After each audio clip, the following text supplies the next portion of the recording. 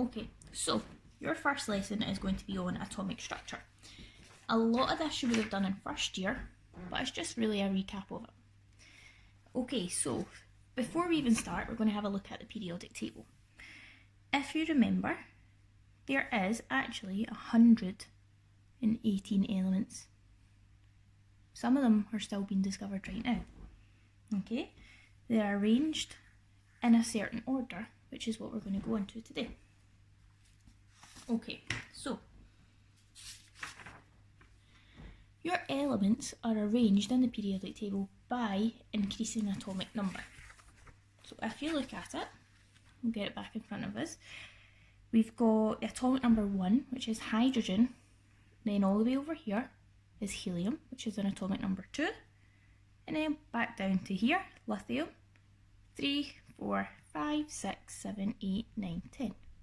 So if you look at it, going across the row, that is where your increase in atomic number goes. So actually, they are all in order. Okay. They are also separated into metals and non-metals. And if you remember from first year, the way that we know where you've got your metals and your non-metals is this staircase line. Okay, so everything to the right of this staircase line is a non-metal, and you've got nitrogen, fluorine, chlorine, bromine, oxygen. All of these, you know, a lot of them are gases, whereas underneath it, to the left of it, you've got all your metals. Here's all the ones you recognise. So you have copper, you've got gold, silver, sodium, calcium, titanium. All these different ones that you'll recognise. So non-metals to this side, whereas your metals are this big large part here, and it's to the left hand side. Okay, next then, they're arranged by groups and periods. So if we flip over to the next part, your groups are the vertical columns. Okay, so your groups are going up and down the way. Okay, so you've got fluorine, chlorine, bromine, iodine and astatine. This is all in one group. The same as over here. So you've got beryllium, magnesium, calcium, strontium, barium and radium. Also all in one group. If you actually look at it, it tells you what group is at the top. So we've got group 1, group 2, group 3, 4, 5, 6, 7 and 0. This can also sometimes be called group 8. These ones in the middle are called your transition metals, but we'll come to them later on. They are actually not included in your group. Okay, so we've got 1, 2, 3, 4, 5, 6, 7, 0 or 8. Okay, so up and down is your groups, which means your periods, hence the name periodic table, are your horizontal rows. Okay, so if you look at it, you've got hydrogen and helium in one period. Period below that, you've got lithium, beryllium, boron, carbon, nitrogen, oxygen, fluorine and neon. This is all one period. Okay, in period 3, that's the third row down. We've got sodium, magnesium, aluminium, silicon, phosphorus, sulfur, chlorine and argon. Period 3.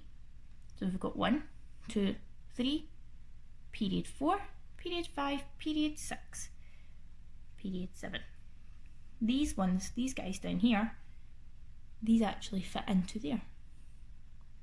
Okay, you don't really use a lot of these, so you don't really need to bother about these ones so much. Okay, on to the next part then. So you have 3 important groups that you need to know. Okay, so your first one is called your alkali metals, and these are group 1. So group 1, we don't count the hydrogen in this. You'll realise a little bit later on why the hydrogen is placed here. Okay, so we miss the hydrogen out and we go lithium, sodium, potassium, rubidium, cesium and francium. You would have probably seen these in first year when we put them into water and some of them started to go on fire. Okay, so these are called your group 1 alkali metals. These are really, really important, and you need to know these different types of groups. Okay, they are all metals, hence the name, alkali metals, and they are all very, very reactive. Okay, so they react with the water, which you should have seen before, and they also react with the oxygen in the air. When they react, to stop them reacting with the oxygen in the air, when they are stored, they're stored under oil. This stops the oxygen getting to the metal. Your metals are also very, very soft. They can be cut very, very easily, and when you're in class, you'll see that they're cut with a scalpel. That's how soft they are. Okay, on to your next one then. Your next group you need to know is group 7, column 7. So you've got your fluorine, chlorine, bromine, iodine and astatine. Okay, so these are your halogens. Okay, these are group 7 and they are all very, very reactive. They are all non-metals, and you can tell this because, remember, back to the start of this video, they are on the right hand side of this staircase line. So remember, everything on this side is non-metals. That's why you can tell these are all non-metals. Actually, in fact, if you start at the top of the group, they start off as a gas, they get to a liquid, then they get to a solid. The two liquids in the periodic table you need to know at room temperature are bromine and mercury. Mercury is what used to be in your thermometers. Okay, so last group then is your noble gases. They are called your noble gases because they exist themselves. They're not reactive whatsoever. Okay, so looking at your noble gases, it can be called group 8 and it can be called group 0. It just depends on who's writing the question. Okay, so we have helium, neon, argon, krypton, xenon and radon. A lot of these, well, some of these you'll probably recognise from movies and stuff like that. Okay, so your noble gases, hence the name, and where they are in the periodic table, are all gases, they're all non-metals. Okay, noble gases. They're all very, very unreactive and they're known as monatomic.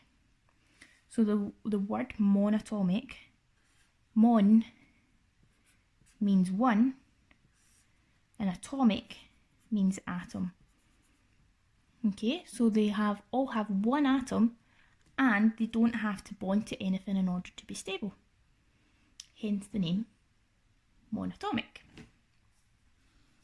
Okay, your last group that we need to know of isn't really classed as a group, but instead it is a collection.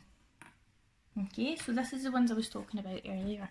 In your periodic table, you've got from here to here.